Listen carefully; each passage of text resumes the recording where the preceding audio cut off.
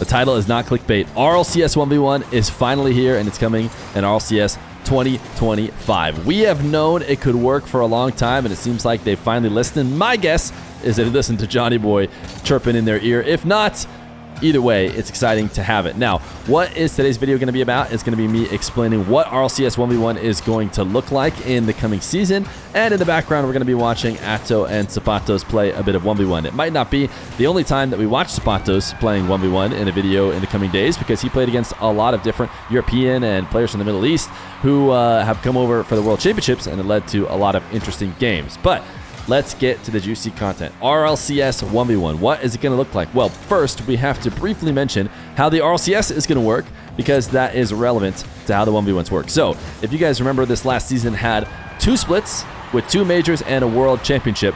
That is happening again. 2 splits, not 3. I know some people were thinking about wanting to see 3 back. To me, it could go either way. I think having an offseason isn't the worst thing in the world, but if it ends up being a completely dry offseason where nothing happens over the course of many months, then we could be in trouble. But what Blast has done is they've shown consistently, organizations that might want to run tournaments, there is a window of time for you to do that at the end of the year. So hopefully they'll start using that opportunity, and we'll see more tournaments fill that space like we used to back in the day before RLCS took over every waking moment of the calendar year like it did for a couple of years. So anyways, 2 tournaments, 2 splits, 2 majors, and a world championship. So how does it work for 1v1? Well, what's going to happen is there's going to be a single qualifier after the 3v3 qualifiers. If you guys don't remember, there's 3 qualifiers that go into the majors in order to find which teams are going to make it, and there's different amounts of bids for each region, like 4 for North America, 4 for EU, etc., etc. But for 1v1, there's going to be a single qualifier that happens after the end of all of those, and in fact, it's actually split up by region per split. Now, that might be a little bit confusing, but what I mean is, at majors, every single region is competing in each major, but that's not the case here for 1v1. For the first split, it's just going to be Europe, South America, and APAC. They are going to be playing a qualifier that will hopefully work just like the RLCS. I could see it going one of 2 ways.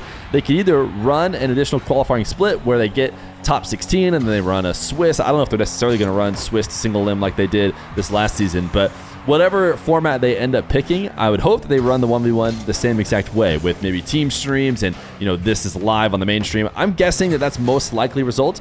There's also a chance that they run it kind of like the Champions Road events that we saw right before the World Championships, which, if you guys didn't tune into those, they were just double limb brackets that anybody could queue up into that had various winners from each region, and the mainstream didn't cover it at all. Now, I'm guessing that won't be the case. The mainstream certainly has got to be covering some of these 1v1s because they're officially announcing them. So they can't just let them secretly go off into the night. But there is a chance that they do just run a double limb maybe the whole way. I'm not sure. That has yet to be released. Now, that being said, Europe, South America, and APAC playing in the first split. So are all of them going to be competing at the LAN? Well, no. Only 2 players will compete at the LAN. The winner of the European 1v1 qualifier and the winner of the South American 1v1 qualifier will show up for a single 1v1 final at the major. So my guess is sometime on Saturday, or maybe even, I'm going to guess sometime on Saturday, or maybe even earlier than that, they'll run the 1v1 final so that players who are focusing on 3s don't get it completely messed up by competing in that, because clearly, based on some of the decisions they made, they want everybody to be able to play. So split 1 is going to be Europe and South America, as well as APAC playing a 1v1 qualifier, but not having a chance at the major.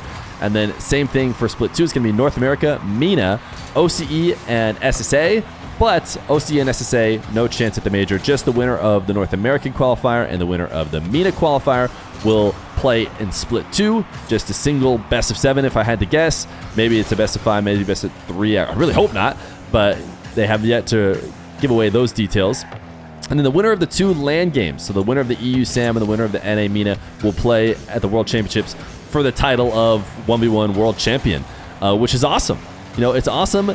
And that is pretty much all the details. I'm going to get into a little bit about what I think about it. I think right now we don't know what the prize pool is, but I'm guessing that both the prize pool and the scheduling has been set up to try and get everybody involved, because to me, that's what seems to really matter. If we could get all the players who are focused on 3s to still dabble in 1s and give it their best to become the 1v1 champion as well, that's when this will work best. So if we're talking about the guys right now who running up into the World Championship weren't playing 1s, like Daniel, Zen, Rawas, a few others, that wanted to focus on their 3v3 chances. If it's not able to convince them to play ones, that is going to be very, disappointing. But I have a feeling they're doing everything they can, making it not too committing, like not too committal, such that they can't just do both, as well as making it fully official, so the incentive to want to win and get that title, if not just the money, is there. So I'm excited.